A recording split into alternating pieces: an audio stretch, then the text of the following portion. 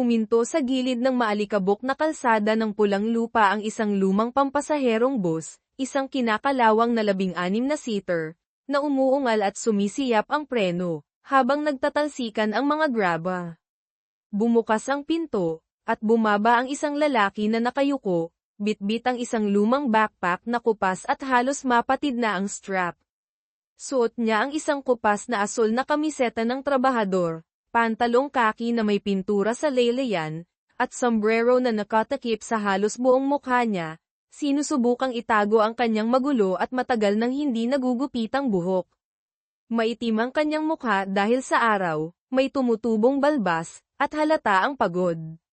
Sa isang sulyap, mapagkakamalan siyang isang probinsyano na construction worker na kagagaling lang sa trabaho sa malayo, isang uri ng tao na makakalimutan mo agad pagkatapos makita. Tumayo siya ng ilang sandali sa tabi ng kinakalawang na hintayan ng bus ng San Isidro, isang simpleng bayan na nakatago sa paanan ng Sierra Madre kung saan siya lumaki, at kung saan niya iniwan ang lahat 10 taon na ang nakalipas. Parang walang nagbago. Maingay pa rin ang maliit na palengke sa malapit, na may amoy ng inihaw na isda at malakas na sigaw ng mga nagtitinda ng kakanin. Ang mga pamilyar na tricycle driver ay nag-uunahan pa rin at nag-aalok ng sakay. Ngunit hindi na siya ang dating binata. Huminga ng malalim si Mateo.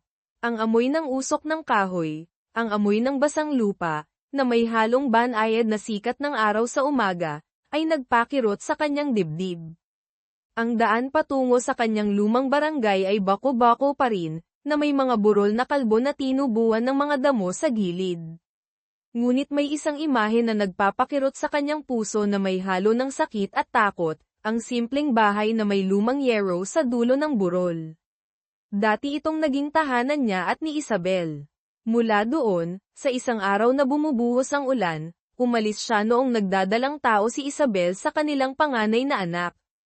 Dahan-daang naglakad si Mateo, at ang bawat hakbang ay puno ng alaala.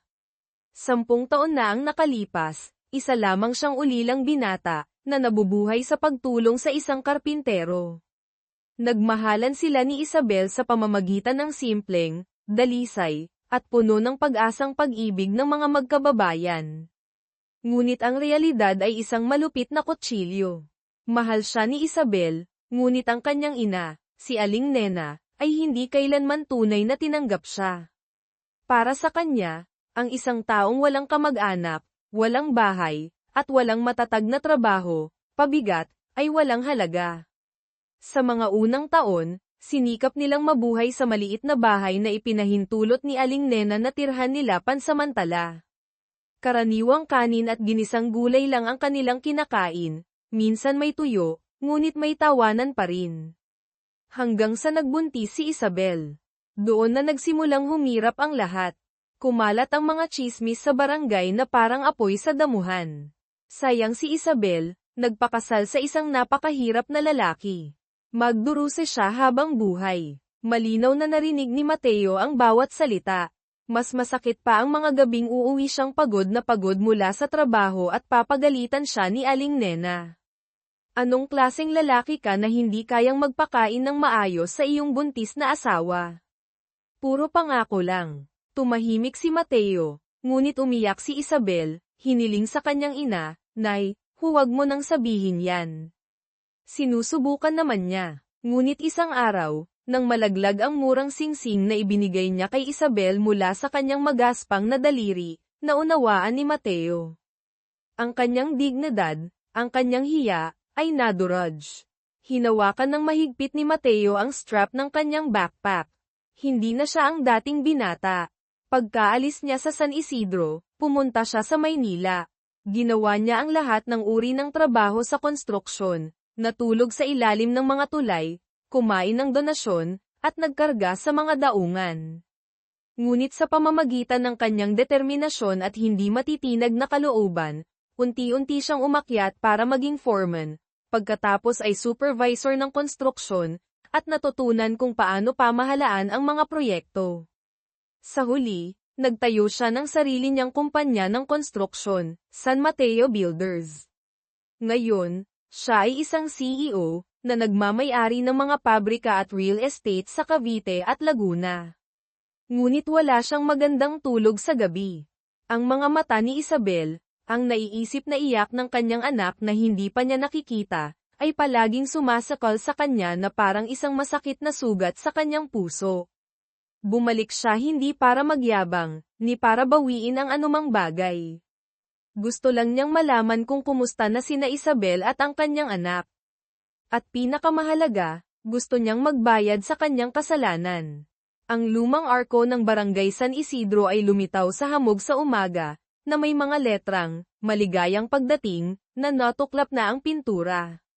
Naroon pa rin ang malaking puno ng mangga sa simula ng baryo, na ang mga ugat ay nakakapit ng mahigpit sa lupa na parang ang mga alaala ay nakakapit ng mahigpit sa puso. Yumuko si Mateo habang dumadaan sa mga sari-sari store sa simula ng baryo. Lahat ng mga mata ay nakatuon sa kanya. May narinig siyang bulungan. Oy, parang pamilyar ang lalaking yan, parang si Mateo noon. Sinong Mateo? Alam ko na, ang manugang ni Aling Nena. Yung lalaking umalis at nawala 10 taon na ang nakalipas. Parang siya nga, pero imposible namang bumalik siya. Akala ko patay na yun. Ibaba ni Mateo ang kanyang sombrero, at binilisan ang kanyang lakad. Ang kupas na bahay na may yero sa dulo ng barangay ay nagpatigil sa kanyang puso. Ang dating kahoy na gate ay pinalitan ng kinakalawang na bakal. Sumasayaw pa rin ang mga kawayan sa likod ng bahay. Ang daan papasok sa bahay ay puno ng mga damo.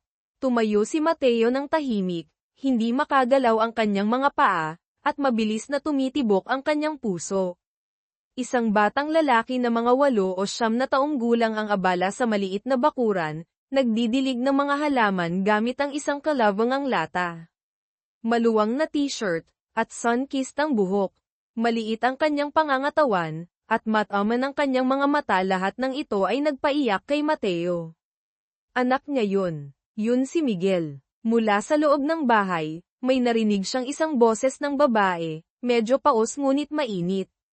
Miguel, tama na yan anak, mainit na. Pasok na sa bahay at maghilamos, at kumain na tayo ng tanghalian. Nanginginig si Mateo. Ang babaeng lumabas sa beranda ay payat, at medyo nakayuko ang balikat. Suot niya ang isang simpleng duster, at nakapusod ang kanyang buhok.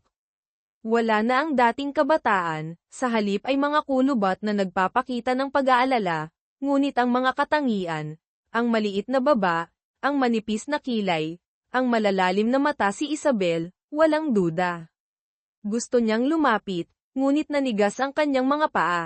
Biglang bumukas ang kinakalawang na bakal na gate, at isang malamig na boses ng babae ang narinig. Anong ginagawa mo dyan? Akala mo ba parketo na kahit sino pwedeng tumingin? Nagulat si Mateo. Si Aling Nena. Yumuko siya, at bumulong. Pasensya na po. Nadaanan ko lang, narinig ko na may bahay dito na kailangan ng magkukumpuni ng bubong. Construction worker po ako, nagtatanong lang po kung kailangan ninyo ng gagawa. Parehong nagulat sina Isabel at Aling Nena. Kumunat ang noo ni Isabel at tinitigan si Mateo. Ang boses ni Aling Nena ay puno ng kapaitan. Buhos ang bahay ko, pero wala kaming pera para umupa ng gagawa. Umalis ka na. Sinubukan ni Mateo na pigilan ang kanyang emosyon. Hindi po ako maniningil. Hihingi lang po ako ng tulugan at makakain. Biglang tumahimik. Lumingon si Isabel sa kanyang ina. Nay, baka pwedeng hayaan na lang natin siyang subukang kumpunihin ang beranda. Malapit na ang tag-ulan, kawawa naman kapag bumuhos pa. Sumingkit si Aling Nena, at bumantong hininga. Sige na nga, pero sinasabi ko sa iyo, mahirap kami, puro gulay lang ang pagkain namin, huwag kang mandidiri. Bahala ka, yumuko si Mateo. Opo, kaya ko po. Tumingala siya kay Isabel, na wala pang 2 metro ang layo ngunit parang isang buhay na ang nakalipas. Malalim pa rin ang kanyang mga mata, ngunit puno na ng pagod. Tumalikod si Mateo, at tahimik na itinupi ang kanyang manggas, na nagsisimulang magtrabaho muli sa sirang yero, pati na rin sa isang pusong dating nawasak. Ang tunog ng martilyo ay umalingaw-ngaw sa lumang beranda. Damaloy ang pawis sa noo ni Mateo, na tumutulo sa bawat kinakalawang na yero na maingat niyang inaalis. Ginawa niya ito na parang ito ang pinakamalaking proyekto sa kanyang buhay, dahil sa isang maling galaw lang, mawawala sa kanya ang bihirang pagkakataong mapalapit sa kanyang asawa at anak. Mula sa bakuran, tumingala si Aling Nena, at sinabi sa isang tuyong boses. Mag-ingat ka. Kapag nabali mo ang iyong leeg, huwag mong sisihin ang aking pamilya kung hindi kita binalaan. Tumango ng bahagya si Mateo, at hindi sumagot. Ang sinabi, na akala mo biro lang, ay parang kutsilyo na tumusok sa kanyang puso. Ang amoy ng usok sa kusina ay kumalat sa hangin, na may halong mga huni ng manok sa tanghali mula sa kapitbahay. Ang tanawin ay pamilyar na nakakasakit, ngunit ngayon ay puno ng pag-aalinlangan at paghamak. Naaalala niya ng malinaw na sa lugar na ito, 10 taon na ang nakalipas, umalis siya sa gitna ng isang malakas na ulan. Ang kahoy na gate ay hindi pa kinakalawang noon, at ang bahay ay natatakpan ng mga dahon ng niyog, ngunit ang puso ng mga tao ay malamig. Ang kasal ni na Mateo at Isabel ay isang madilim na hapon, nagmamadali at napakasimple na nakakaawa. Walang tent, walang handaan, mayroon lamang isang mesa na pansamantalang inilagay sa ilalim ng beranda. Ilan sa mga kaibigan ni Mateo na mga construction worker ang dumating para bumati. Habang ang mga kamag-anak ni Isabel ay nakasimangot. Nakaupo si Aling Nena at nakahalukip-kip ang kanyang mga braso, tinitingnan ang bawat galaw ng kanyang manugang.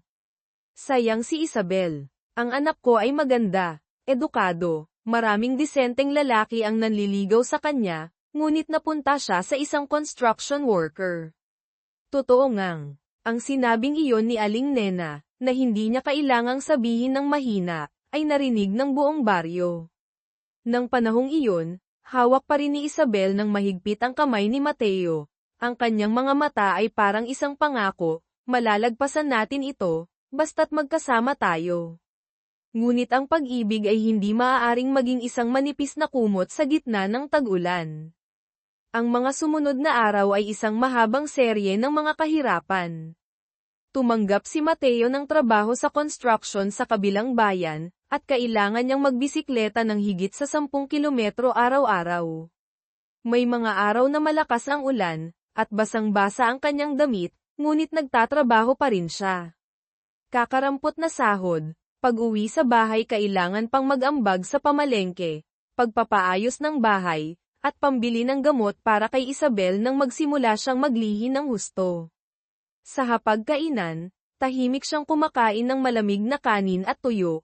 Pinapanood si Isabel na palihim na nagpupunas ng luha kapag nagbitaw ng masasakit na salita ang kanyang ina, buntis na nga, kailangan pang pumunta sa bukid para mamulot ng palay, kawawa naman. Dahil kanino ba ito? Nay, mahinang sabi ni Isabel. Tinuruan kita ng maraming taon, hindi para ibangga mo ang sarili mo sa isang walang patutunguhan. Yumuyuko lang si Mateo noon, ngunit ang bawat salita ay tumutusok sa kanyang pagkalalaki, hiya, bilang isang lalaking walang magawa. Hindi niya sinisisi si Isabel, kailanman. Siya pa rin ang nag-iisang nagtatanggol sa kanya sa gitna ng mga masasakit na salita, ang naghihintay sa kanya tuwing gabi na may malamig na kanin at mapag-alalang mga mata. Ngunit habang tumatagal, nakikita niya ang sarili na parang isang anino sa bahay na iyon, isang nakikitira, walang tumatanggap, walang kinatatayuan. Ang pinakamasama ay noong isang gabi ng Agosto, bumubuhos ang ulan. Hindi mapigilan ng sira-sirang bubong ang pagpasok ng tubig sa bahay. Sinundo ni Mateo ang kanyang asawa mula sa health center dahil nahimatay siya dahil sa anemia. Basang-basa silang pareho. Pagdating nila, hindi man lang nagsalita si Aling Nena para magpasalamat, bagkus ay sinabi ng mariin, huwag mo nang pahirapan ang anak ko. Wala kang silbi, napakahirap mo. Mas mabuti pang mamatay ka. Nakaupo si Isabel sa sulok ng kama, yakap ang kanyang tiyan, at naninilaw ang mga labi. Tahimik na tiningnan ni Mateo ang kanyang asawa, ang kanyang biyenang babae, at pagkatapos ay tiningnan ang kanyang sarili sa basag na salamin, ang kanyang basang-basang itsura, ang kanyang nagliliyab na mga mata, ang kanyang magaspang na mga kamay. Nauunawaan niya, pinapahirapan niya ang taong pinakamamahal niya. Nang gabing iyon, hindi natulog si Mateo. Umupo siya sa harap ng pinto at tiningnan ang maunas na langit, at pagkatapos ay dahan-daang inilagay ang kanyang mga damit sa lumang backpack. Bago umalis, tumayo siya sa ilalim ng beranda, tinitingnan si Isabel na mahimbing na natutulog sa tunog ng ulan. Marahan niyang hinawakan ang kanyang damit na nakasabit sa tabi ng pinto. Paumanhin. Umalis siya, hindi lumingon. Ngayon, ang bawat hampas ng martilyo sa beranda ay parang isang kampana na tumutunog sa nakaraan. Sinubukan ni Mateo na ituon ang pansin sa trabaho, ngunit ang kanyang isip ay patuloy na bumabalik sa mahabang gabi sa Maynila, kung saan natutulog siya sa ilalim ng mga tulay, kumakain ng mga donasyon, at pinagtutulungan kapag nagpabayad siya ng sahod para sa mga manggagawa. Sa mga taon na iyon, ang sakit mula sa nakaraan ay tumulong sa kanya na tumayo ng matatag. Hindi niya pinahintulutan ang kanyang sarili na sumuko, dahil nanumpa siya na isang araw babalik siya ng may dignidad, upang hindi na siya hamakin. At pagkatapos, sa pamamagitan ng lahat ng kanyang pagsisikap, nagawa ni Mateo. Itinatag niya ang kumpanya ng konstruksyon na San Mateo Builders. Nagsimula lang siya sa 2 pamilyar na manggagawa, ngunit unti-unti siyang nanalo ng malalaking kontrata, bumili ng lupa para magtayo ng mga pabrika, at pagkatapos ay namuhunan sa real estate. Para sa industriya ng konstruksyon sa Southern Luzon, ang pangalan ni Director Mateo ay unti-unting naging isang inspirasyon. Ngunit ang hindi niya kayang bilhin ng pera ay ang mga mata ng kanyang anak, isang batang hindi pa nakikita ang kanyang ama. Nakita niya si Isabel na sumisilip sa likod ng kurtina. Naghahanda siya ng pananghalian, na paminsan-minsan ay sumusulyap sa estrangherong lalaking nagtatrabaho sa bubong. Nararamdaman ni Mateo ang tingin na iyon, hindi na ito isang hamak, ngunit hindi rin naman isang pagtitiwala. Sapat na iyon. Sanay na siya na patunayan ang lahat, hindi sa pamamagitan ng salita, ngunit sa pamamagitan ng pagkilos. Ang tawag ni Isabel sa kanyang anak ay umalingaw-ngaw mula sa bakuran. Miguel, tulungan mo akong mamili ng gulay. May paborito kang ulam mamaya. Sumigaw si Miguel, may paborito akong ulam, nanay. Napakagaling. Yumuko si Mateo, at lumunok. Gaano nakatagal simula nang kumain siya ng lutong bahay na pagkain? 10 taon. O buong buhay. Hinigpitan niya ang huling tornilyo sa balangkas ng bubong, at pagkatapos ay bumulong sa kanyang sarili, sa pagkakataong ito, kahit na itaboy, pag-alitan, o pagtawanan ako, hindi na ako aalis. Ang tanghali sa barangay San Isidro ay nakakapaso sa init. Ang hangin ay parang kinukulong sa pagitan ng mga damong sunog at amoy ng tuyong lupa. Sa bubong na natatakpan ng lumang yero, patuloy na inaayos ni Mateo ang pagtagas. Napakamot ang kanyang kamay dahil sa matutulis na gilid ng yero, ngunit hindi siya nagreklamo o huminto. Sa ilalim, si Aling Nena ay nakayuko at nagpipitas ng mga gulay, ang kanyang mapaghinalang mga mata ay paminsan-minsan ay sumusulyap sa bubong. Nako, umakyat na parang pusa. Hindi ko alam kung may magagawa ba siya, o baka bumagsak ang bubong at mamatay tayong lahat. Mula sa kusina, naglabas si Isabel ng isang simpleng hapag-kainan. Ang pananghalian ay binubuo lamang ng isang mangkok ng sabaw ng gulay, isang maliit na plato ng pritong isda, at isang mangkok ng bagoong. Nakaupo na si Miguel na nakaupo, nakangiti at nagtatanong sa kanyang ina, "Kakain ba tayo kasama ng construction worker, nanay?" Tumigil si Isabel, at sumulyap palabas, hindi sumasagot. Bumaba si Mateo mula sa bubong, basa ang likod ng kanyang damit sa pawis. Tumayo siya sa tabi ng beranda, at bumulong, "Tapos ko na pong kumpunihin ang tagas sa bubong. Siguro po bukas hindi napapasok ang tubig sa loob." Hindi tumingala si Aling Nena. "Oo. Basta huwag mo lang give in." "Sige na. Kanin gulay lang yan, Kung kakain ka, pumasok ka na, kung hindi, umalis ka na. Lumingon si Isabel, at binigyan si Mateo ng isang mangkok at isang lumang kahoy na chopstick. Halika, kumain ka. Tumango siya ng bahagya. Pumasok, sinusubukang panatilihin ang tamang distansya. Ang hangin sa pagitan ng tatlong tao ay kakaiba na parang isang pansamantalang pamilya, na nawawalan ng isang bagay na nag-uugnay sa kanila upang maging awkward ang lahat. Umupo si Mateo sa banig. Nagtimpla si Miguel ng tubig para sa kanya at pagkatapos ay nagtatakang nagtanong, totoo bang construction worker ka, po? May asawa ka na ba? Tumawa si Mateo, at hinaplos ang ulo ng bata.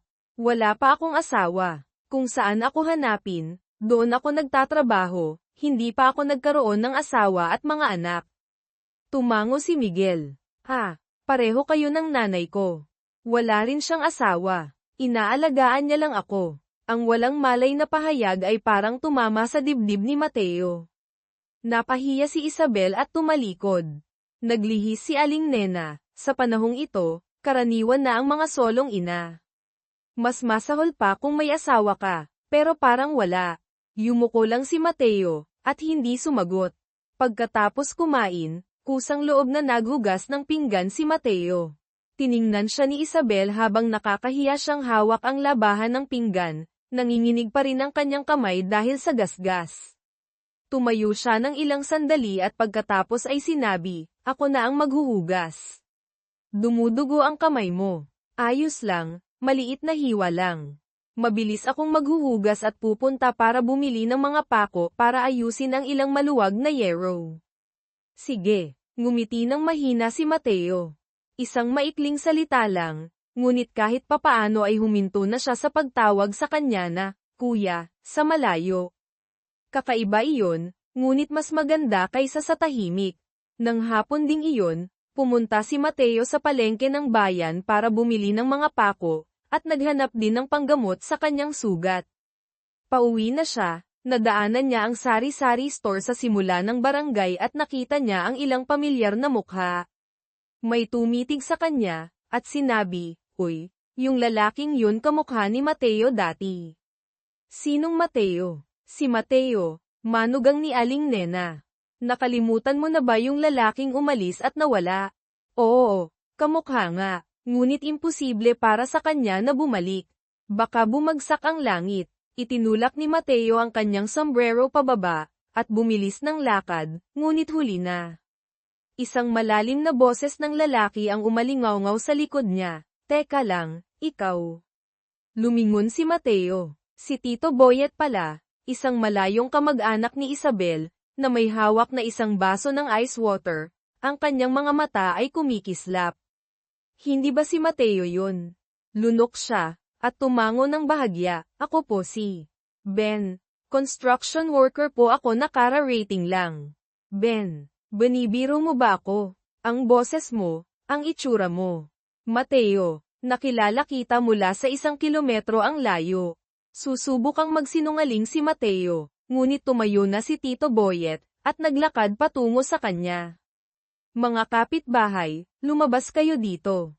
Si Mateo to dati. Iniwan ang kanyang asawa at anak 10 taon na ang nakalipas, ngayon nagpapanggap siyang construction worker.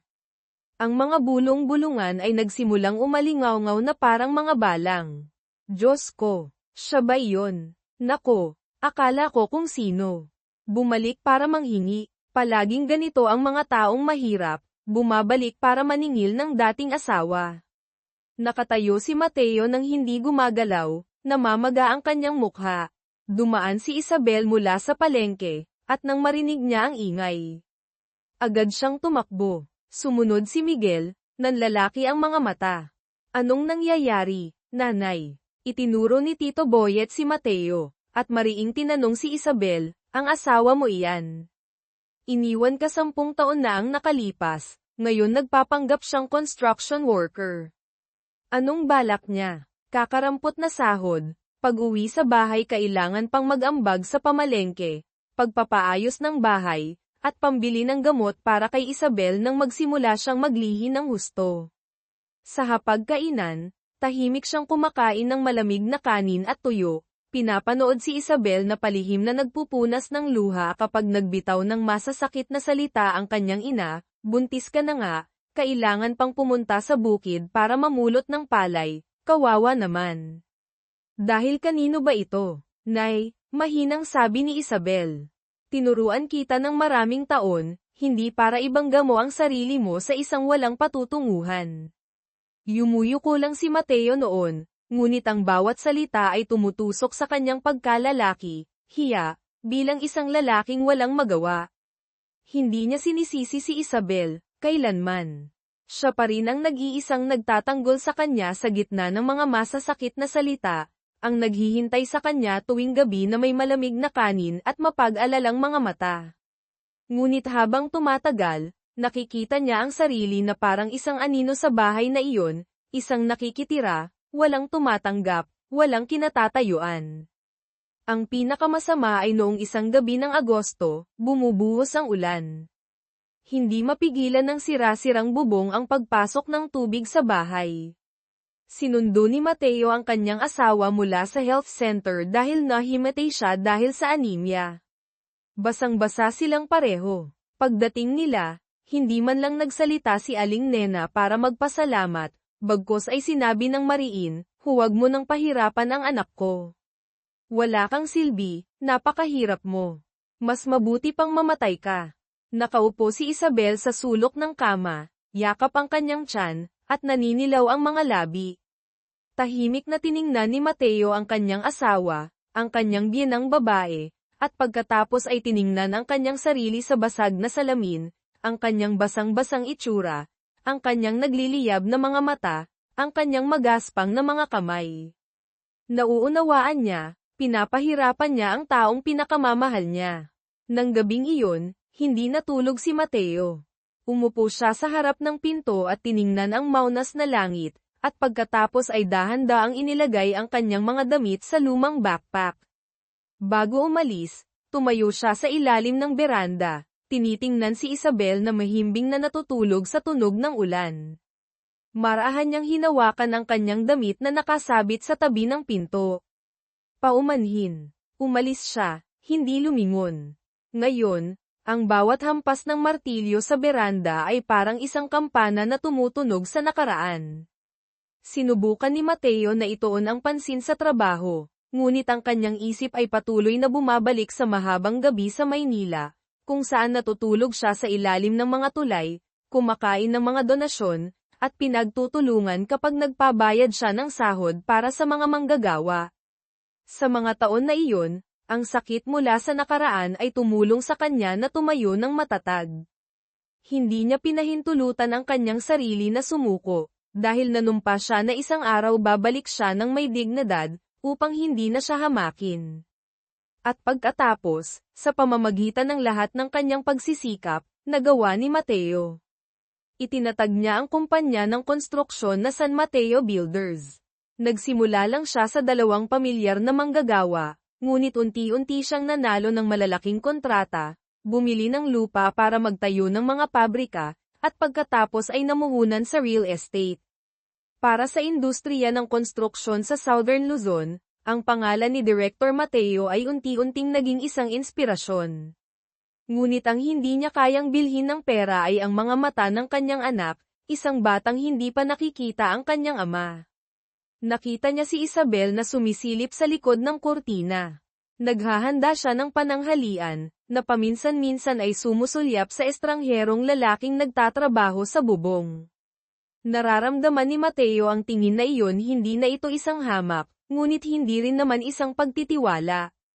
Sapat na iyon. Sanay na siya na patunayan ang lahat, hindi sa pamamagitan ng salita, ngunit sa pamamagitan ng pagkilos. Ang tawag ni Isabel sa kanyang anak ay umalingaw-ngaw mula sa bakuran. Miguel, tulungan mo akong mamili ng gulay. May paborito kang ulam mamaya. Sumigaw si Miguel, may paborito akong ulam, nanay. Napakagaling. Yumuko si Mateo, at lumunok. Gaano nakatagal simula nang kumain siya ng lutong bahay na pagkain? 10 taon, o buong buhay. Hinigpitan niya ang huling tornilyo sa balangkas ng bubong, at pagkatapos ay bumulong sa kanyang sarili, sa pagkakataong ito, kahit na itaboy, pag-alitan, o pagtawanan ako, hindi na ako aalis. Ang tanghali sa barangay San Isidro ay nakakapaso sa init. Ang hangin ay parang kinukulong sa pagitan ng mga damong sunog at amoy ng tuyong lupa. Sa bubong na natatakpan ng lumang yero, patuloy na inaayos ni Mateo ang pagtagas. Napakamot ang kanyang kamay dahil sa matutulis na gilid ng yero, ngunit hindi siya nagreklamo o huminto. Sa ilalim, si Aling Nena ay nakayuko at nagpipitas ng mga gulay. Ang kanyang mapaghinalang mga mata ay paminsan-minsan ay sumusulyap sa bubong. Nako, umakyat na parang pusa. Hindi ko alam kung may magagawa ba siya, o baka bumagsak ang bubong at mamatay tayong lahat. Mula sa kusina, naglabas si Isabel ng isang simpleng hapag-kainan. Ang pananghalian ay binubuo lamang ng isang mangkok ng sabaw ng gulay, isang maliit na plato ng pritong isda, at isang mangkok ng bagoong. Nakaupo na si Miguel na nakaupo, nakangiti at nagtatanong sa kanyang ina, kakain ba tayo kasama ng construction worker, nanay? Tumigil si Isabel, at sumulyap palabas, hindi sumasagot. Bumaba si Mateo mula sa bubong, basa ang likod ng kanyang damit sa pawis. Tumayo siya sa tabi ng beranda, at bumulong, tapos ko na po ang kinukumpuni sa bubong. Siguro po bukas hindi napapasok ang tubig sa loob. Hindi tumingala si Aling Nena. Oo, basta huwag mo lang give in. Sige na, kanin gulay lang yan, kung kakain ka, pumasok ka na, kung hindi, umalis ka na. Lumingon si Isabel, at binigyan si Mateo ng isang mangkok at isang lumang kahoy na chopstick. Halika, kumain ka. Tumango siya ng bahagya, pumasok, sinusubukang panatilihin ang tamang distansya. Ang hangin sa pagitan ng tatlong tao ay kakaiba na parang isang pansamantalang pamilya, na nawawalan ng isang bagay na nag-uugnay sa kanila upang maging awkward ang lahat. Umupo si Mateo sa banig. Nagtimpla si Miguel ng tubig para sa kanya at pagkatapos ay nagtatakang nagtanong, totoo bang construction worker ka, po? May asawa ka na ba? Tumawa si Mateo, at hinaplos ang ulo ng bata. Wala pa akong asawa. Kung saan ako hanapin, doon ako nagtatrabaho, hindi pa ako nagkaroon ng asawa at mga anak. Tumango si Miguel. Ha, pareho kayo ng nanay ko. Wala rin siyang asawa. Inaalagaan niya lang ako. Ang walang malay na pahayag ay parang tumama sa dibdib ni Mateo. Napahiya si Isabel at tumalikod. Naglihis si Aling Nena. Sa panahong ito, karaniwan na ang mga solong ina. Mas masahol pa kung may asawa ka, pero parang wala. Yumuko lang si Mateo, at hindi sumagot. Pagkatapos kumain, kusang loob na naghugas ng pinggan si Mateo. Tiningnan siya ni Isabel habang nakakahiya siyang hawak ang labahan ng pinggan, nanginginig pa rin ang kanyang kamay dahil sa gasgas. Tumayo siya ng ilang sandali at pagkatapos ay sinabi, ako na ang maghuhugas. Dumudugo ang kamay mo. Ayos lang, maliit na hiwa lang. Mabilis akong maghuhugas at pupunta para bumili ng mga pako para ayusin ang ilang maluwag na yero. Sige, ngumiti ng mahina si Mateo. Isang maikling salita lang, ngunit kahit papaano ay huminto na siya sa pagtawag sa kanya na, Kuya, sa malayo. Kakaiba iyon, ngunit mas maganda kaysa sa tahimik.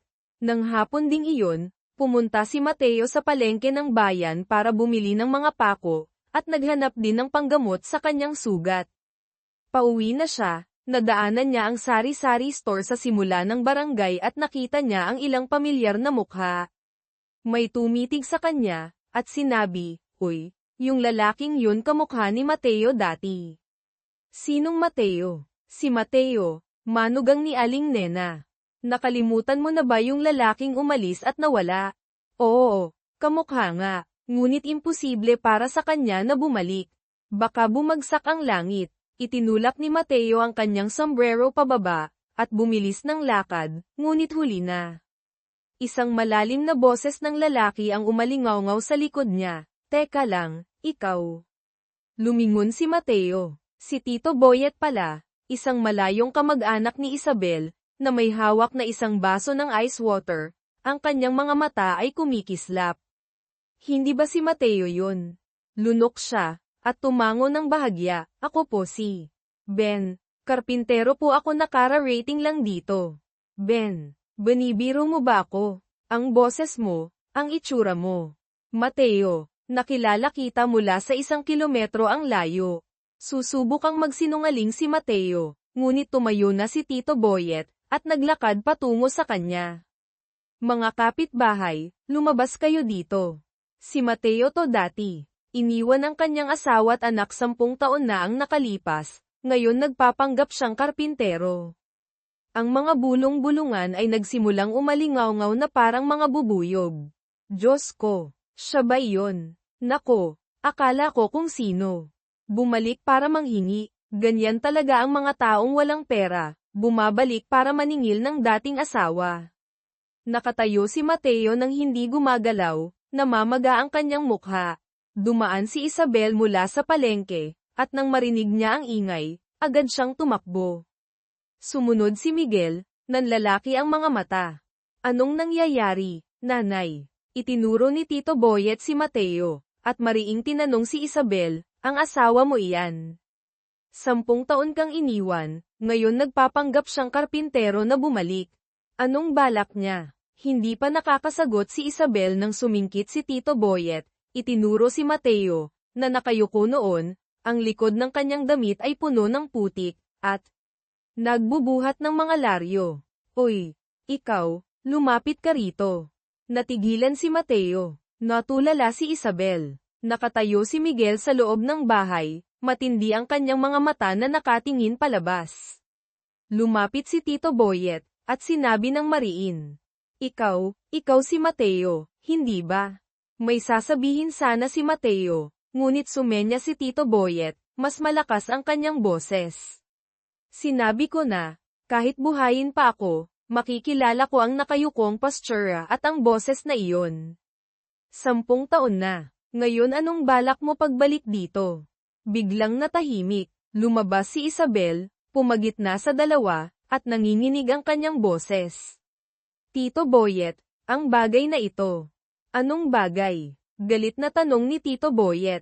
Asawa mo siya. Iniwan ka noong nagdadalang tao ka, ngayon nagpapanggap na estranghero na tutulong sa pag-aayos ng bubong. Sinong maloloko sa murang trick na iyon? Sumingit si Aling Marites, at nanlalaki ang kanyang mga mata. Narinig ko sa mga kapitbahay na natutulog siya sa kusina buong linggo. Pinapayagan mo ba talaga siyang tumira doon, Isabel? Mahinang sabi ni Isabel. Alam ko lang din po, ilang araw pa lang. Mula sa loob ng bahay, tumakbo si Miguel at hinayla ang damit ni Mateo. Kuya, sino sila? Miguel, pumasok ka sa bahay. Mahinang sigaw ni Isabel, ngunit hindi nakinig ang bata. Tiningnan niya si Mateo at pagkatapos ay lumingon kay Tito Boyet, at nasabi niya, siya ang tatay ko. Sabi ni nanay. Sa pagkakataong ito, parang sumabog ang buong bakuran. Ngumisi si Tito Boyet, at nag-cross ang kanyang mga braso. Tatay. Anong tatay? 10 taon na siyang umalis, ngayon babalik para maging ama. O babalik para humingi ng hati sa bahay. Lumabas si Aling Nena mula sa likod ng bahay, narinig ang lahat ng malinaw. Tumayo siyang natigilan sandali, tiningnan si Mateo at pagkatapos ay tiningnan ang kanyang anak at apo. Namutla ang kanyang mukha, at naging pula. Ikaw nga ba yan? Garalgal ang kanyang boses. Naglakas loob kang bumalik dito. Akala mo ba nakalimutan na namin ang pag-iwan mo sa anak ko? Hindi nagsalita si Isabel. Mahigpit na yamakap si Miguel sa binti ni Mateo, nanlumo ang kanyang mga mata. Yumuko si Mateo, paos ang kanyang boses. Paumanhin po, hindi ko gustong saktan ang sinuman. Gusto ko lang makita ang aking anak, at kung maaari, bayaran ang aking kasalanan. Pumalakpak si Tito Boyet, pagbabayad sala sa pamamagitan ng pagtulog sa kusina ng mga tao. O baka wala ka ng matirhan kaya bumalik ka para makakain. 10 taon walang isang salita, ngayon nagpapanggap na nagsisisi, ang galing.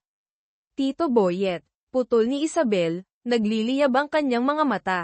Huwag ka nang magsalita pa. Lumingon siya kay Mateo, mas matatag ang kanyang boses kaysa dati. Hindi ko kailangan ang iyong paliwanag. Nabuhay ako ng 10 taon na wala ka. Ako ang nanganak, at nagpalaki sa kanya. Akala mo ba ilang pako lang at ilang piraso ng yero ay sapat na para burahin ang lahat? Lumuhad si Mateo, at pinagdasal ang kanyang mga kamay. Alam ko na hindi ko mabubura. Gusto ko lang magsimula muli, kung papayagan mo ako. Tumingala si Miguel, nagtataka. Nanay, huwag mo po siyang paalisin. Pumasok ka sa bahay. Seryosong sabi ni Isabel. Umalis ang bata, bago umalis ay lumingon, nagmamakaawa ang kanyang mga mata. Nang hapon ding iyon, tahimik na nakaupo si Aling Nena sa sala. Umuwi na sina Tito Boyet at Aling Marites, ngunit kumalat na ang kwento sa buong barangay. Nagkulong si Isabel sa kanyang kwarto. Habang si Mateo ay bumalik sa kusina, kung saan siya nabibilang mula nang bumalik siya. Ang ilaw ng gasera ay kumikislap, ang anino ni Mateo na nakaharap sa pader ay mahaba, na parang isang tao na yumuyuko sa kanyang buong buhay dahil sa kasalanan. Hindi siya natulog, bagkos ay tumingin sa kisame, kung saan hindi pa napupuno ang mga butas. Sa kanyang isip ay hindi na ang mga panunumbat, ngunit ang isang salita na nabanggit ni Isabel sa gitna ng pagtatalo, hindi kita kailangan. Nabuhay ako ng 10 taon na wala ka. Hindi iyon ang sumakit sa kanya, kundi ang katotohanan na tama siya. Wala siya noong kailangan niya siya. Kinabukasan, tinipon niya ang kanyang mga gamit, na wala namang iba kundi ang kanyang damit at lumang cellphone. Nang handa na siyang umalis, lumabas si Isabel sa beranda, hindi siya tiningnan, sinabi lang, hindi kita pipigilan na makita si Miguel. Ngunit huwag mong asahan na makakalimutan ko ang lahat ng madali. Hindi ko alam kung anong gagawin ko. Umalis ka na, para makapag-isip ako. Tumango si Mateo, ngunit bago umalis sa gate, lumingon siya. Hindi kita pipilitin, ngunit kung bibigyan mo ako ng isang pagkakataon, kahit isa lang, maghihintay ako dito, sa San Isidro na ito. Maaga pa, kakaiba ang hangin sa barangay San Isidro. Hinahaplos ng hangin ang mga bukirin, at ang manipis na hamog ay parang usok na lumulutang sa mga puno. Maagang nagising si Mateo, naghahanda para sa bagong araw ng trabaho. Hindi siya huminto mula nang bumalik, ang bawat aksyon na ginawa niya, kahit na ang pinakamaliit, ay naglalaman ng pagsisisi at pag-asa. Ayos na, ang bubong, at matatag na ang mga pader, ngunit hindi pa rin mapalagay ang kanyang kalooban. Naghilamos siya, hinilat ang kanyang noo, nakakaramdam ng pagod ngunit puno rin ng determinasyon. Tumingin si Mateo sa bakuran, nakita si Isabel na abala kay Miguel. Ang katahimikan na iyon ay hindi niya maiwasang bumantong hininga, ngunit hindi rin siya naglakas loob na lumapit. Alam niya na ang distansya sa pagitan nila ay hindi lamang espasyo kundi pati na rin ang oras 10 taon na pag-iwan ay ang panahon na mag-isang ginawa ni Isabel ang lahat. Alam ni Isabel marahil na siya ay nakatingin, ngunit hindi siya lumingon. Patuloy niyang inaalagaan si Miguel, na parang panaginip lang ang lahat. Miguel, pumasok ka na sa paaralan. Mag-ingat ka. Nakatayo si Mateo doon, tanging nakikita ang kanyang anak mula sa malayo, puno ng kalungkutan ang kanyang mga mata. Tumakbo si Miguel papunta sa kanyang ina, at pagkatapos ay tumakbo, sumisigaw, "Nanay, aalis na ako. Kumain ka na ha." Tumayo si Mateo at pinanood ang kanyang anak na unti-unting lumayo. Hindi mailalarawan ang pakiramdam ng kawalan. Hindi siya naglakas loob na tumakbo, hindi naglakas loob na sumigaw. Alam lang niya na nakatayo siya roon na parang isang estranghero, tahimik sa isang mundo na walang lugar para sa kanya. Sa buong araw, patuloy na nagtrabaho ng husto si Mateo. Ang pagod ay nagpatuloy, at hindi niya napansin ang oras. Nang lumubog na ang araw, biglang bumuhos ang ulan, na parang senyales mula sa kalangitan. Nakatayo si Isabel sa pintuan, pinapanood ang pagbagsak ng ulan. Tiningnan siya ni Mateo mula sa malayo, Nagtataka kung kaya niyang tumayo sa tabi niya at ng kanyang anak. Ngunit ang sigaw ng isang bata sa labas ng daan ay biglang nagpagising sa kanya. Nakita ni Mateo na tumatakbo si Miguel, na nakakarga ang kanyang lumang bisikleta sa gitna ng hukay. Bumagsak ang bata, namumutla ang kanyang mukha dahil sa sakit. Miguel, sigaw ni Isabel, at mabilis na tumakbo. Hindi nag-isip si Mateo, at mabilis na tumakbo. Hindi na siya isang tagamasid. Iyon ang kanyang anak. Hindi niya hahayaan na saktan ang bata. Mabilis na itinayo ni Mateo si Miguel, at nagmamadaling nagtanong, "Okay ka lang? May masakit ba sayo?" Umiyak si Miguel, "Masakit ang aking tatay." Tumakbo si Isabel, pula ang kanyang mga mata. Tiningnan niya si Mateo at pagkatapos ay tiningnan ang kanyang anak, hindi alam kung anong sasabihin. Mabilis na niyakap ni Mateo si Miguel, at sinabi, "Okay lang, Miguel. Kuya, ihahatid kita sa health center." Sa health center, nakatayo si Mateo sa labas ng pasilyo, basa sa pawis ang kanyang noo, ngunit hindi siya nakaramdam ng pagod. Hindi niya pinagsisisihan ang kanyang nagmamadaling aksyon. Kahit na nagduda siya ni Isabel noon, ngunit sa sandaling iyon, naisip niya lamang ang isang bagay, ang kanyang anak. Pagkalipas ng ilang sandali, lumabas ang doktor, seryoso ang kanyang mukha. Hindi malala ang injury, ngunit kailangan ng maingat na pag-aalaga ang sugat. Hindi dapat mag-ehersisyo ng husto ang bata sa loob ng ilang araw. Huminga ng maluwag si Isabel, ngunit hindi niya tiningnan si Mateo. Lumingon siya kay Miguel, at hinawakan ang kamay ng kanyang anak para lumabas. Nakatayo si Mateo doon, pinapanood silang umalis, nakakaramdam ng pagkasakal. Alam niya na kahit na tama ang kanyang ginawa, hindi pa rin niya nabura ang kawalan ng katiyakan sa mga mata ni Isabel. Ngunit kahit papaano, nagawa niya ang pinakamahalaga. Bumalik si Mateo sa maliit na bahay, tinitingnan ang mainit na kusina, ngunit pakiramdam niya walang laman. Inilabas niya ang kanyang lumang cellphone, nag-scroll sa kanyang mga contact ngunit hindi siya nakahanap ng numero na tatawagan. Wala siyang ibang maibabahagi, wala nang ibang masasabihan. Ang lahat ng kanyang ginawa, mula sa pag-aayos ng bubong hanggang sa pag-aalaga kay Miguel, ay para bayaran ang kanyang mga kasalanan. Ngunit huli na ba? Tumunog ang kanyang cellphone, winawasak ang katahimikan. Agad na sinagot ni Mateo, dumagsa ang pag-asa sa kanyang puso. "Mateo ha, ako si Nena. Pwede ko ba kayong makausap sandali?" Nasamid si Mateo. Ang boses ni Aling Nena ay hindi na kasing lamig ng dati, ngunit mayroon pa ring bagay na gustong maunawaan. Hindi niya alam kung anong gustong sabihin, ngunit handa siyang makinig. Nang gabing iyon, nakaupo si Mateo sa beranda. Ang ilaw ng gasera ay kumikislap sa harap niya. Nakabukas ang pinto ni Isabel, at isang anino ang lumabas. Hindi si Isabel, kundi si Aling Nena. Nakatayo siyang tahimik na tinitingnan si Mateo sandali bago magsalita. "Hindi ko maintindihan kung bakit nagpumilit kang bumalik. Ngunit, hindi ko rin may kakaila, may ginawa kang bagay na hindi ko inaasahan." Hindi naglakas loob si Mateo na sumagot, tumingala lamang siya sa kanya, ang kanyang mga mata ay puno ng pag-unawa, kinikilala ang lahat ng katotohanan.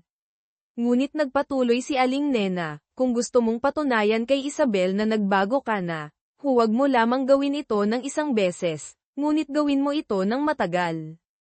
Huwag kang babalik, at pagkatapos ay aalis muli. Sa pagkakataong ito, kung gusto mo talagang maayos ang lahat, manindigan ka." Tahimik na tumango si Mateo. "Gagawin ko po yun." Bulong niya, gumagamit ng magalang na wika. Ilang araw pagkatapos ng maliit na aksidente ni Miguel, ang bahay ni Aling Nena ay biglang naging tahimik. Wala nang mga Wallace na sumasayaw sa umaga, at hindi nakita si Mateo na abala sa pag-aayos ng mga pader at bubong. Tahimik siyang bumalik sa loob, hindi umalis tulad ng ipinangako niya, ngunit hindi rin lumapit. Mayroon nang nangyayari sa pagitan ng tatlong matatanda, isang bagay na masama na kailangan lamang ng isang maling salita, malulutas ang lahat. Mabilis namang gumaling si Miguel. Kahit na medyo masakit pa rin ang kanyang paa, masaya siya na parang hindi siya bumagsak. Mukhang sa mga bata, kailangan lamang na maging interesado sa tamang oras, ang lahat ng kalungkutan ay mas madaling pagalingin kaysa sa mga sugat. Nanay, pwede bang gumala kami ni Kuya Elm, o tatay, sa hapon? Inaayos ni Isabel ang damit ng kanyang anak, tumigil. Si Mateo ay kapapasok lang sa beranda, at nang marinig niya ang sinabi, huminto siya. Lumingon si Isabel, at tiningnan siya ng diretso sa mata. Depende, sa kanya. Dalawang simpleng salita lang, ngunit parang nagbukas ng isang mabigat na pinto sa puso ni Mateo. Tumango siya. Oo, ihahatid kita. Dahan-dahan lang, hindi kita mapapagod. Ngumiti ng malapad si Miguel. Ngumiti rin si Mateo, ngunit nakatuon pa rin ang kanyang mga mata kay Isabel. Hindi siya ngumiti, ngunit hindi rin siya umiwas tulad ng dati. May kakaiba sa kanyang mga mata, hindi na galit lamang, ngunit pagmamasid, pagsusuri, at marahil, kaunting pagdududa at pag-asa. Nang hapon ding iyon, nag-aalangan na naglalakad si Miguel sa tabi ni Mateo sa daang mapula na patungo sa bukid kung saan nakagapas na ang palay. Ang amoy ng dayami ay mabango. Ang bawat hihip ng hangin ay may kasamang amoy ng putik at ang malayo na tunog ng hapon. Tatay, Mateo, biglang sabi ni Miguel. Natigilan si Mateo. Ito ang unang pagkakataon na tinawag siya ni Miguel na tatay, ng natural, nang walang pag-aalinlangan. Ulitin mo anak, sabi ni Mateo, nagpigil sa kanyang boses. Tatay, sabi ni Miguel nang nakangiti. Sinubukan ko lang. Hindi nagsalita si Mateo, yumuko lang siya para yakapin ang kanyang anak.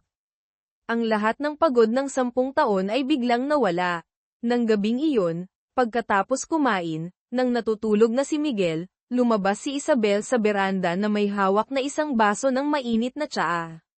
Nagliligpit si Mateo sa kusina, at nang makita niya siyang lumabas, tahimik siyang lumapit. Hindi siya umupo sa tabi niya, pinananatili ang tamang distansya.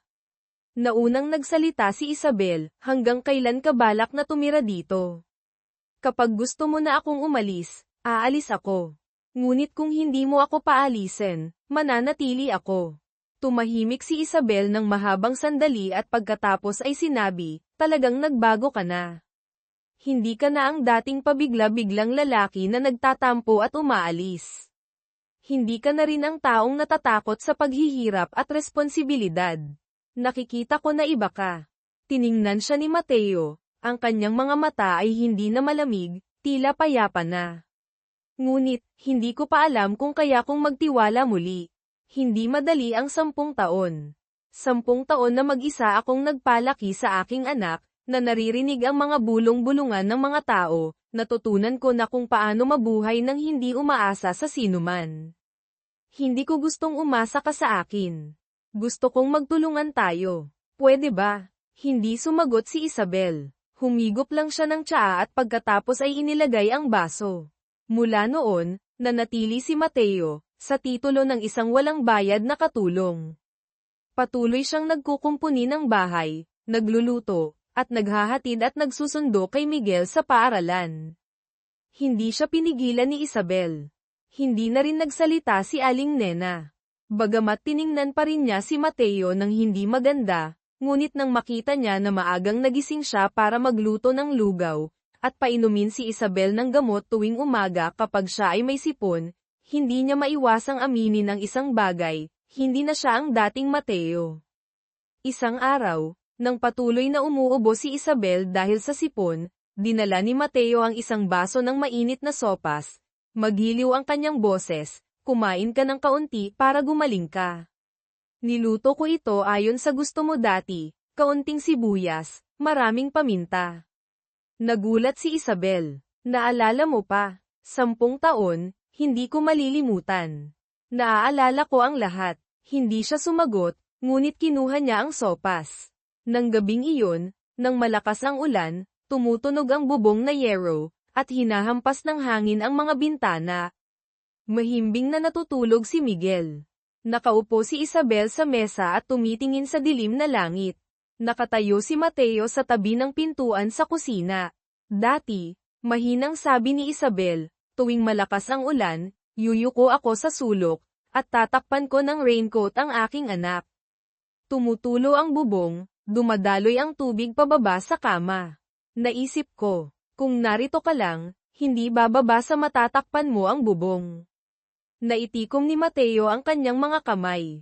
Dahan-dahan siyang lumapit, at mahinang sinabi, paumanhin. Mahina ako noon.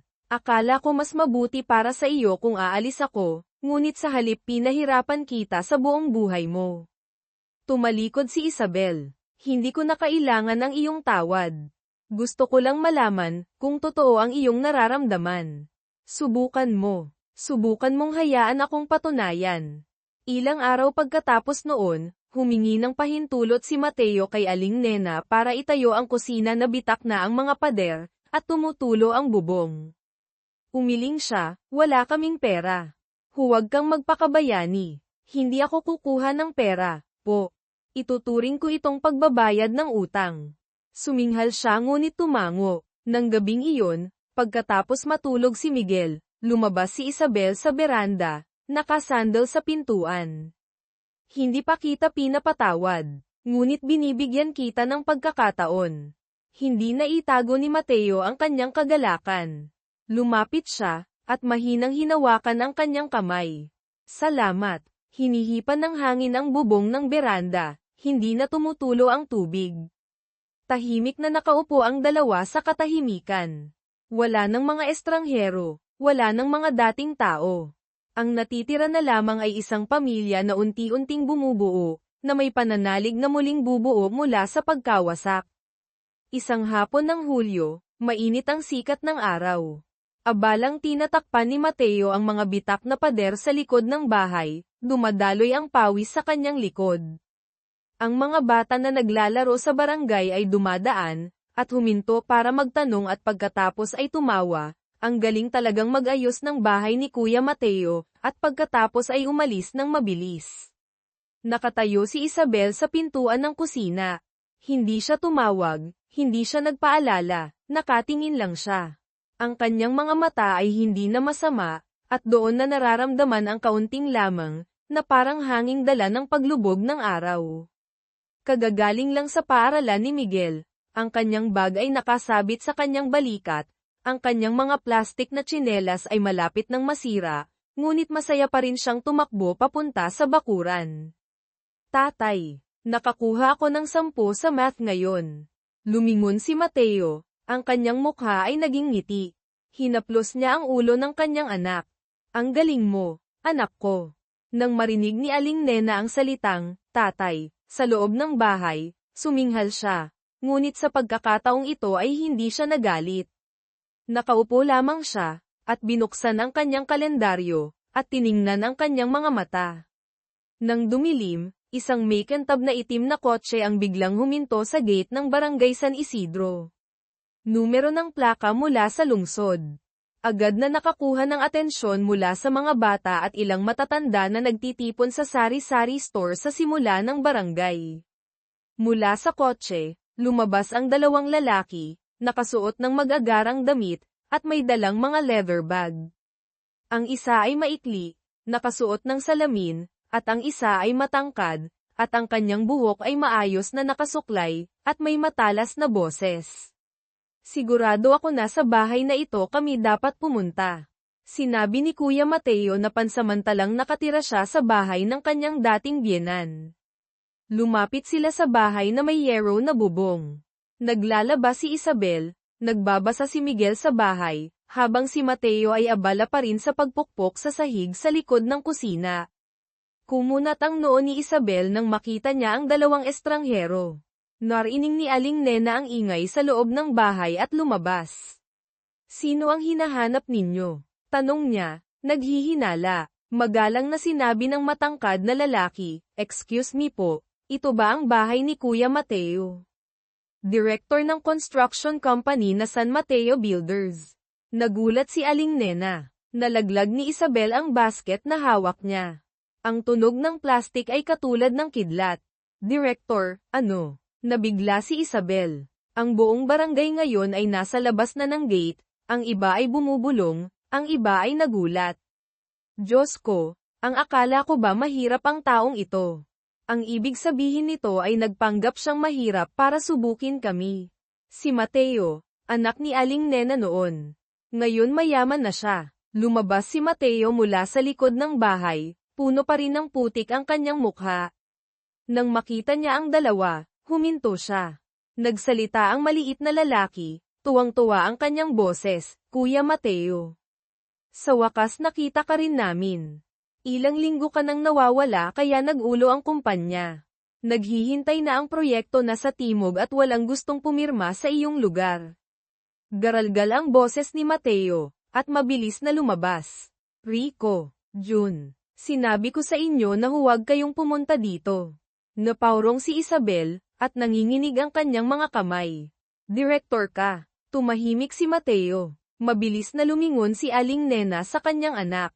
Direktor siya. Hindi siya karpintero. Sumingit ang isa sa kanila, excuse me po, hindi niyo po ba alam? Si Kuya Mateo ang CEO ng construction company na San Mateo Builders, at isa rin siyang shareholder sa 2 real estate project sa Cavite. Sa mga nakaraang taon naging abala. Siya masyado para bumalik sa bahay. Akala namin alam nyo.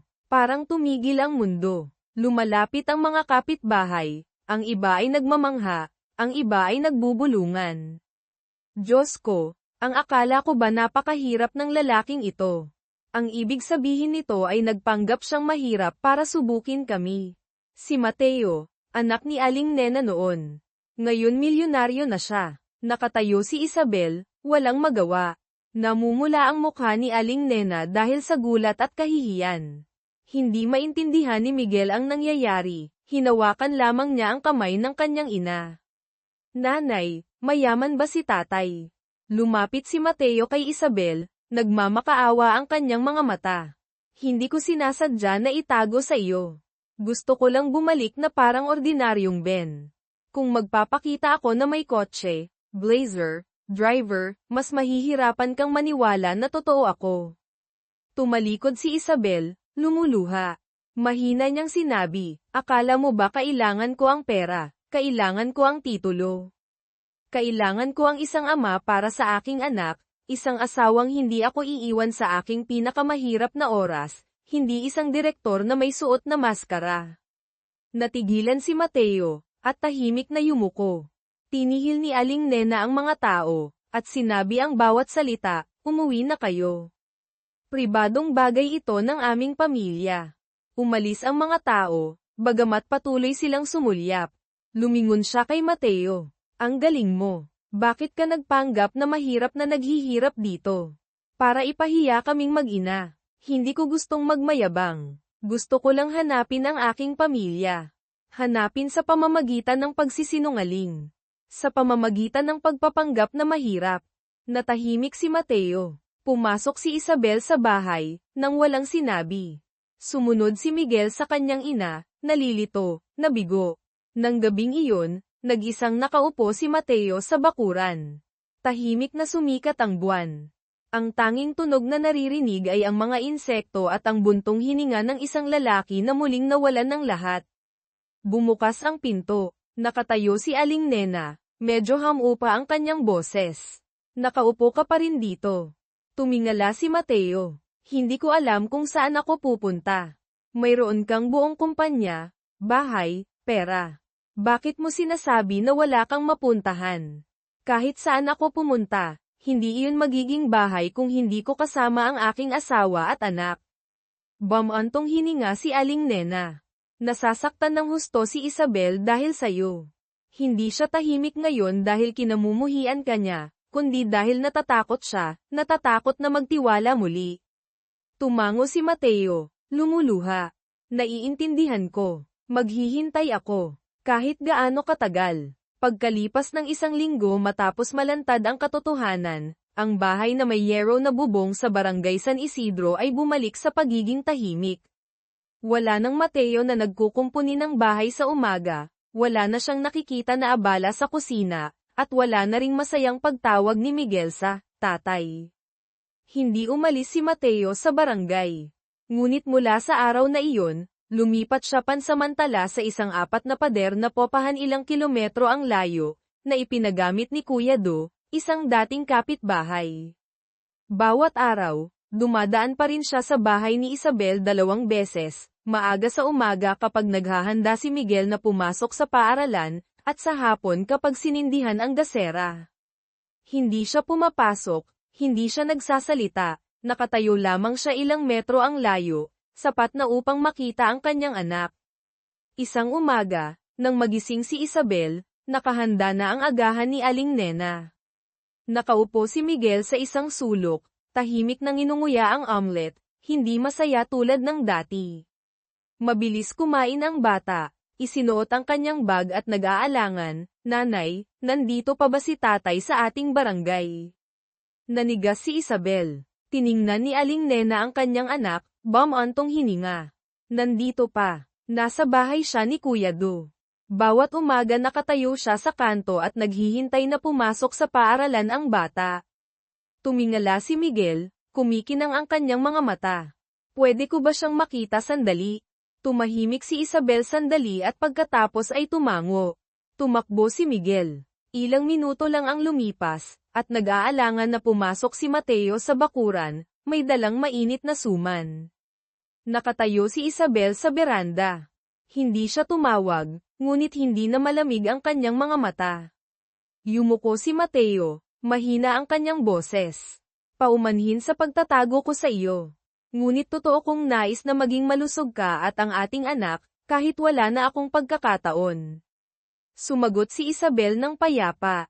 "Hindi ka nagkamali sa pagtatago. Ngunit nagkamali ka sa pag-iisip na mahina ako na kaya akong bulagin ng pera." Tumango si Mateo. "Alam ko. At marami pa akong pagkakamali kaysa doon." May dumating na katahimikan. Mahinang sabi ni Isabel, "Kailangan pa rin siya ng anak ko. Ako naman, kailangan ko pa ng oras." Naitikom ni Mateo ang kanyang kamay ngunit hindi naglakas loob na lumapit. Inilagay niya ang suman at bumati kay Aling Nena at pagkatapos ay umalis. Kinabukasan, umulan ng malakas na nagdulot ng kalituhan sa buong barangay. Umuga ang bubong ng bahay ni Aling Nena, at nagsimulang tumulo ang ilan. Abala si Isabel sa paglilinis ng tulugan para kay Ian nang magulat siya nang makita ang isang tao na nakasuot ng raincoat na pumasok mula sa labas ng gate. Si Mateo. Hindi siya nagsalita, tumakbo lang siya sa bubong, hayaan ang ulan na bumuhos sa kanya. Hinigpitan niya ang mga tali, at isinara ang mga lugar na tumutulo. "Bumaba ka na," sigaw ni Isabel. "May bagyo, napakadelikado. Matatapos ko na, bababa ako." Sagot ni Mateo, matatag ang kanyang boses. Basa ang kanyang buhok, punit ang kanyang raincoat, ngunit mananatili pa rin ang kanyang mga mata na parang noong bumalik siya. Hindi na nagsalita si Isabel. Nakatayo lang siya doon, kumikinang ang kanyang mga mata. Mayroong isang bagay na damaloy pababa sa kanyang pisngi, ang ulan, o ang luha. Pagkatapos ng bagyo, tahimik na nagtimpla si Aling Nena ng mainit na tsaa para kay Mateo. Sa unang pagkakataon pagkatapos ng 10 taon, kusang loob na nagsalita siya. "Napakabobo mo, alam mo ba? CEO na umakyat sa bubong sa gitna ng bagyo, loko-loko ka talaga." Ngumiti ng mahinahon si Mateo. "Hindi ako umaakyat bilang isang direktor, po. Umaakyat ako bilang isang taong iniwan ang kanyang asawa at anak. Nagsisimula ako." Tiningnan siya ni Aling Nena ng mahabang sandali at pagkatapos ay sinabi, "Sige na, maligo ka na. Pagkatapos kumain ay umuwi ka na." Natigilan si Mateo. Lumingon siya kay Isabel. Hindi siya tumango, ngunit hinailan niya ang upuan, at naglagay ng kanin para sa 3 tao. Isang linggo pagkatapos, dinala ni Isabel si Miguel sa ospital para sa kanyang paa. Nagpumilit sumama si Mateo, ngunit umiling siya. "Dito ka na lang. Kaya ko ito." Hinawakan ni Miguel ang kamay ng kanyang tatay, mahinang sinabi, "Tatay, galit si nanay sa'yo kaya hindi niya ako pinayagan na sabihin, ngunit gusto kong sumama ka." Hinaplos ni Mateo ang ulo ng kanyang anak. Hindi ako pupunta para magkaroon ng espasyo ang nanay mo.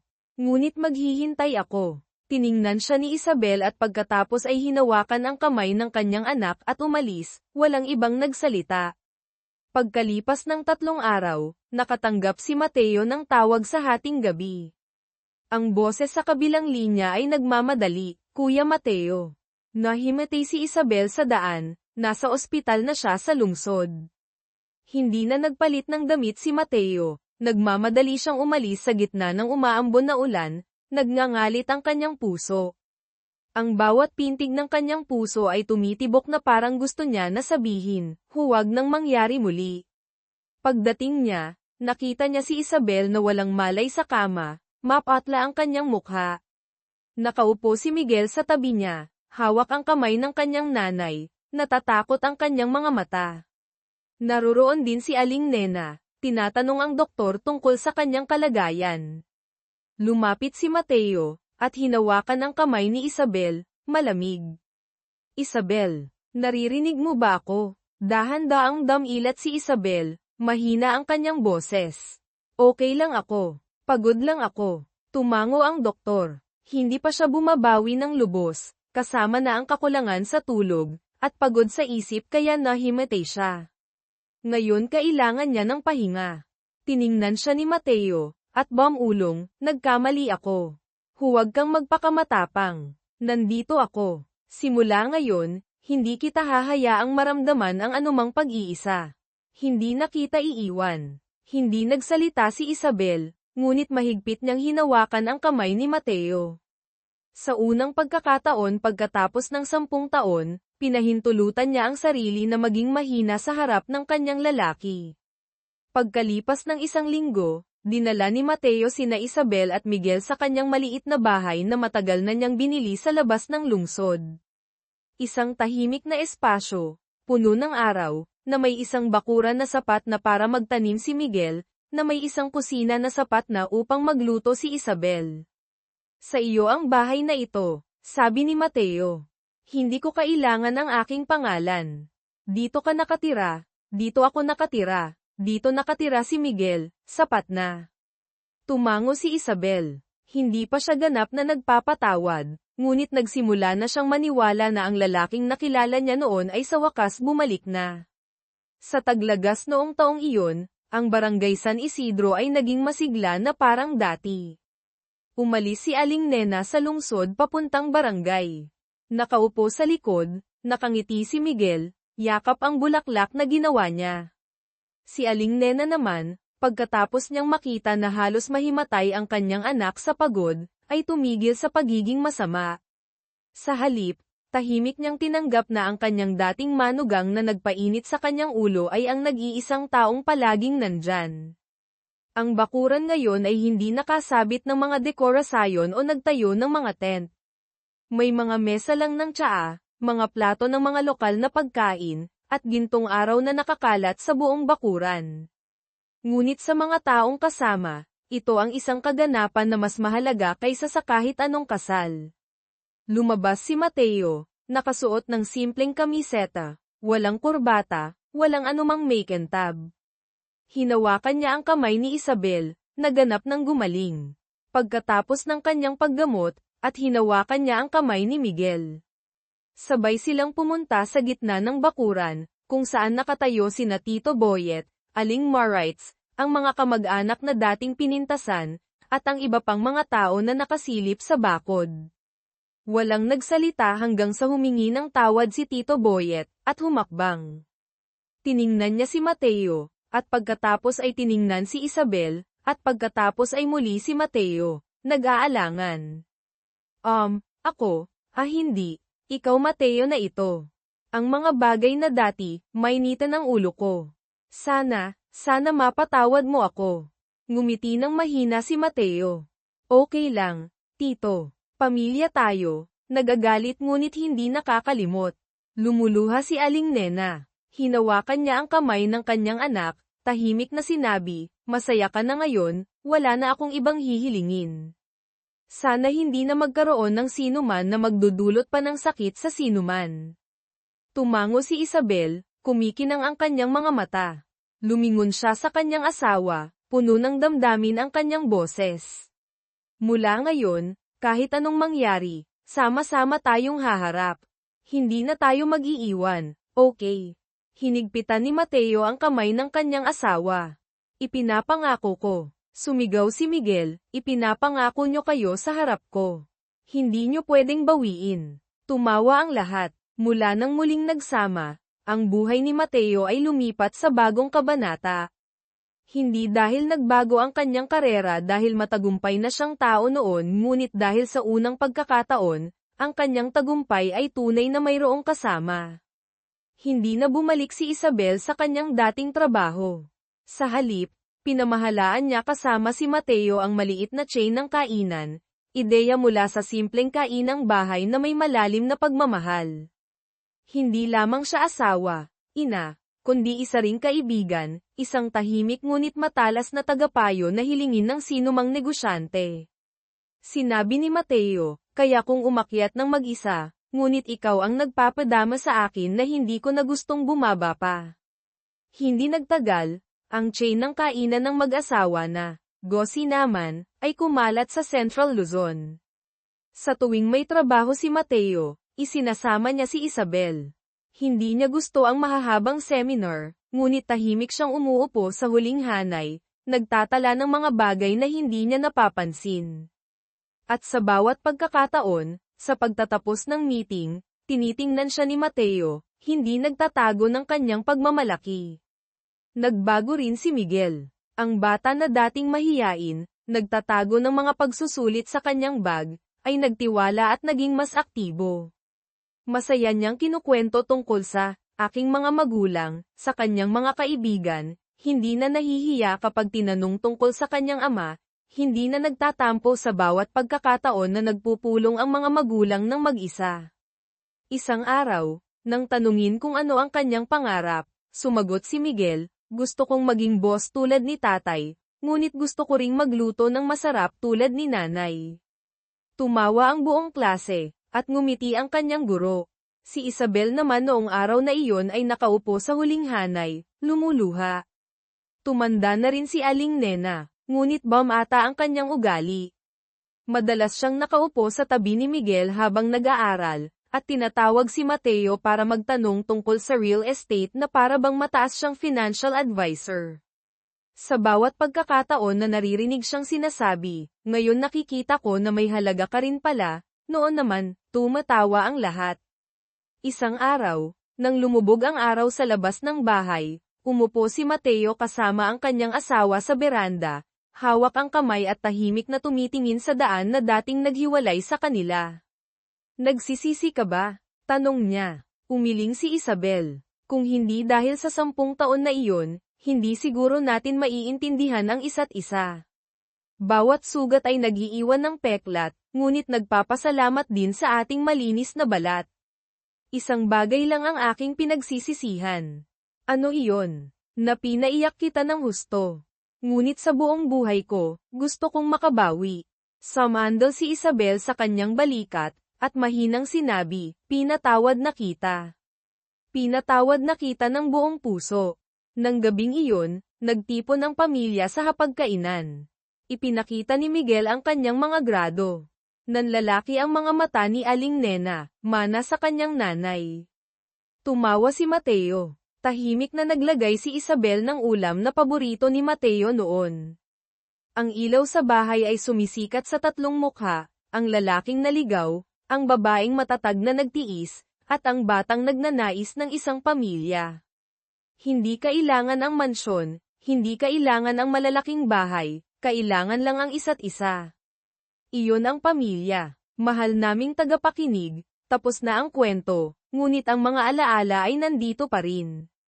Sama-sama tayong naglakbay kay Mateo, isang lalaki na nagkamali ngunit pinili na bumalik ng may tapang at katapatan, at kay Isabel, ang babaeng nasaktan, buong tapang na nakayanan ang lahat, ngunit naging malawak ang pangunawa para magpatawad kung nagsisisi ang tao. Ang kwento ay hindi isang fairy tale, at hindi lahat ay malugod na tinatanggap, ngunit binibigyan tayo nito ng isang simpleng paniniwala, kung mahal natin ang isa't isa, may pagkakataon pa rin, kung marunong tayong mamuhay ng maayos, kumikilos at hindi lang nagsasalita, maaaring maayos pa rin ang lahat. Ang pamilya ay hindi isang perpektong lugar, ngunit ito ay isang lugar kung saan pinipili ng mga tao na manatili kasama at ayusin ang mga pagkakamali ng isa't isa. Salamat sa pakikinig. Sana pagkatapos ng kwento na ito, matutunan ng sino man na masaktan na magpatawad, sino man na nagkamali ay magkakaroon ng sapat na lakas ng loob na bumalik.